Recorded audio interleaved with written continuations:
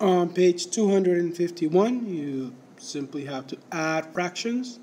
Remember that we need a common denominator first, and we've already been given our common denominator, so we simply work with the top numbers. 3 plus 1 equals 4, and then we already have the fifth, so add a 5, 4/5. Let's go to one that does not have a common denominator. For example, number 9. Number 9, we have 6 and 8. Let's find the lowest common denominator. If we count by sixes, we will have 6, 12, 18, 24. If we count by eights, we will have 8, 16, 24. There it is, 24 and 24. So our common denominator here is 24. What did I do to the 6 to make it into 24? Multiplied it by 4. So I must do the same to the 5. 5 times 4 equals 20. And what did I do to the 8 to make it 24? I multiplied it by 3. So I must do the same. I must do the same to the 5. 5 times 3 equals 15. And now I have 15 plus 20 over 24. Let me go ahead and erase these. Oh, I don't.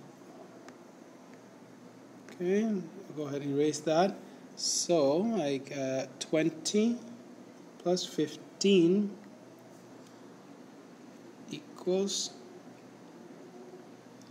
40. How many 24s are in 40? 1. What's my remainder?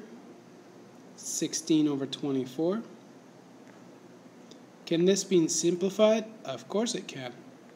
I will leave that up to you. Go ahead and simplify it. 16 over 24. Can this be divisible by 8? And can this be divisible by 8? For questions 11 to 12, you have to add mixed numbers. Remember, you can work with the mixed numbers and add them directly if you have the same common denominator, which you do. So here you have 1 plus 1 equals 2, and then 3 plus 1 equals 4, and just bring down the fifth. 2 and 4/5. Okay? Remember, the fractions will sometimes make another whole. Remember to add the whole and write the remainder at the numerator and keep the same denominator. From 13 to 18, you have to fix these mixed numbers that have been written. How many? Are there any more 7s in the 12? Yes, there's one more. Okay, so that will give me one more whole. So that will make this into a 6 with a remainder of 5 over, that's quite simple. Go ahead and do the same for these. And then from 19 to 21, you are adding mixed numbers again with a common denominator. They've made this so easy for you. You don't even have to look for a common denominator. Okay, boys and girls, just do these 2 pages. The math boxes on page 252 we will do in class tomorrow. Lesson 8-2, page 251 from the Math Journal. We start by adding fractions in the simplest form. You'll notice that most of these fractions already have a common denominator. That makes it a lot simpler.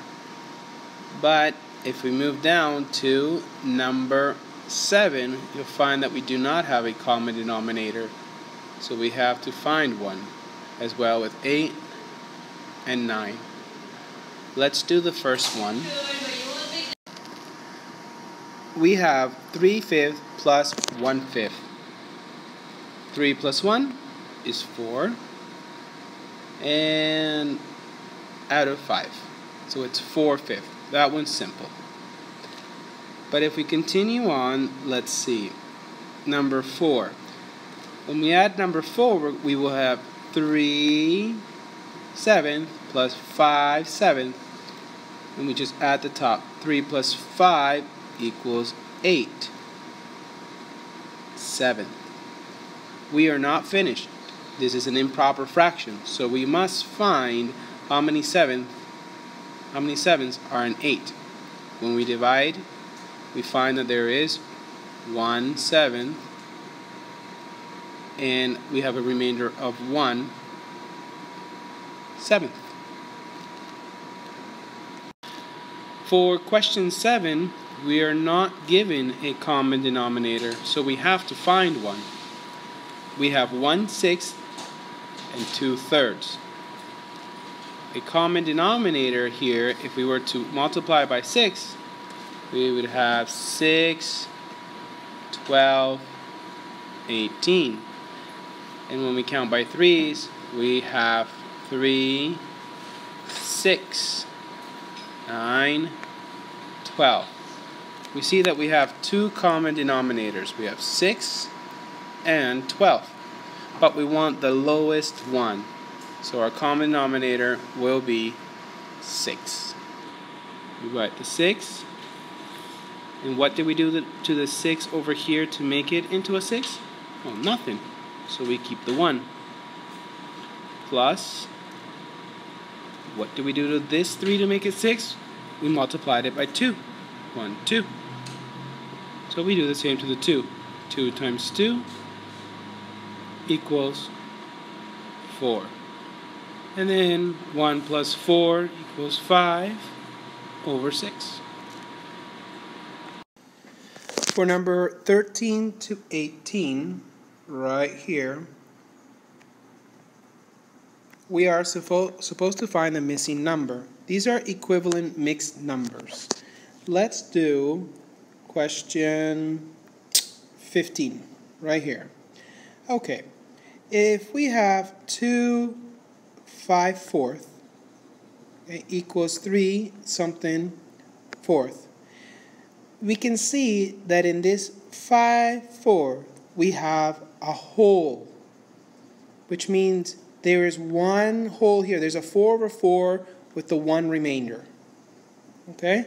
Because if we convert just the 5/4, which is an improper fraction, if we make it into a mixed number, it'll give us 1 and 1/4. This 1 right here can be added to the whole number. Okay? And then we have a new fraction on the side, okay, which would actually could be turned into a decimal. 0.25, or be 1.25. So now we take this whole and we add it to the whole pile, and it becomes 3. And then we have the 1/4. 1/4. So go ahead and try that with the rest. Down here you'll find the same thing with number 18, okay, where you know that if you convert this improper fraction of 13/10, you'll find that you have 1, 3 remainder, and 10. Take that 1, add it to the 9, and it makes it 10 whole numbers with the 3 remainder here. Okay? Continuing on, from 19 to 21, we are adding mixed numbers with the same common denominator. That makes it very easy for us, where we can just add the whole numbers. 3 plus 5 is 8. And then we add the fraction. 2 plus 2 is 4/3. But this is improper. We have one whole there with the one remainder. Because if we made this 3 over 3, it means we would have one remainder over it. So really what we have is 9 wholes with one remainder over 3. 9 1/3. Okay?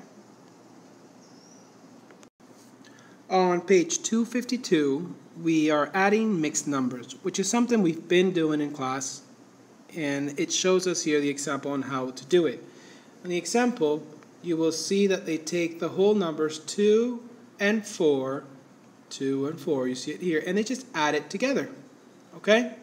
And then they take the fractions 3/5 and 2/3, and they add it as a regular fraction. Remember that you have to find a common denominator. For now, let's put the 6 from the 2 and the 4, and let's find a common denominator with 3 and 5. With 3 and 5, the lowest common denominator would be 15. If you count by 5, 5, 10, 15, okay, 5, 10, 15, and you count by 3s, 3, 6, 9, 12, 15, you'll see that 15 are a common denominator. What did I do to this 5 to make it 15? I multiplied it by 3. So we must do the same to the numerator. 3 times 3 equals 9. Plus, what did I do to this 3 to make it 15? Multiplied it by 5. I do the same to the 2. 2 times 5 equals 10. 9 plus 10 equals 19 over 15. That's an improper fraction, as you know.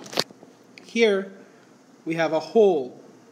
If we made this 15 over 15, I would have 4 left over up here. But it would give me a whole new one, a whole. Because 15 over 15 is a whole. So that whole will be added to the 6, and it will leave me with 4.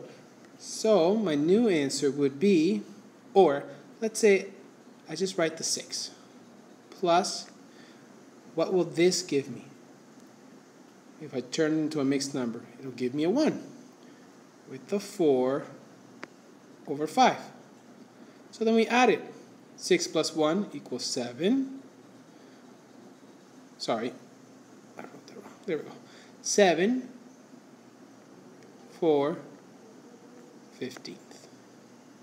And there it is. Okay, go ahead and try that with numbers 1 to 4, where you add 2 and 3 equals 5, and then you find a common denominator between 3 and 4, which would be 12. 3 times, what did you do to the 3 here? You made it 3 times 4. So you do the same to the 1. 1 times 4 is 4. And what did you do to this 4? You multiplied it by 3. 3 times 1 is 3. And we get 5, 7, 12. And that's your answer. Go ahead and try that with 2, 3, and 4, and then down here with the word problem. Okay? Let's see. Sam purchased 4 3/8 yards of fleece fabric for a jacket and 6 1 yards of fleece fabric to make a blanket. How much fabric did he purchase? So he purchased this amount of fabric and this amount of fabric. So clearly we're adding these two. Go ahead and show your work. Okay?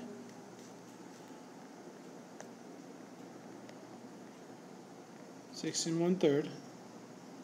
Go ahead and show your work and make sure that you write your therefore statement. It's a word question, and a word question needs to be answered with words. Okay, leave the math boxes on 253. We will do those and assess them in class. See you tomorrow.